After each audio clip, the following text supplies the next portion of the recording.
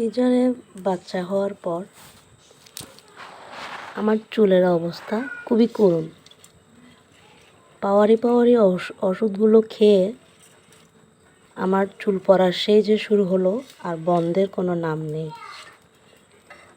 তাই যখন থেকে জানতে পারলাম লতা দিয়েও চুলের যত্ন করা যায়, তখন থেকে আগ্রহ করলাম লতা সংগ্রহ করার। তাই নিয়ে এসেছি দীপ্ত তুলসীর পাতা।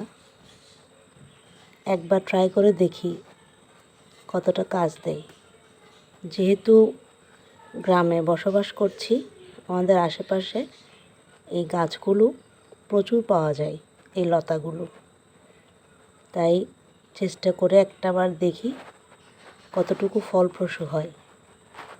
আমি এই দীপ্ত তুলসীর পাতার সঙ্গে খানিকটা নারকেল তেল, শ্যাম্পু এবং এখানে নিয়েছি আমাদের নিজের গাছের অ্যালোভেরা, একদম টাটকা ফ্রেশ।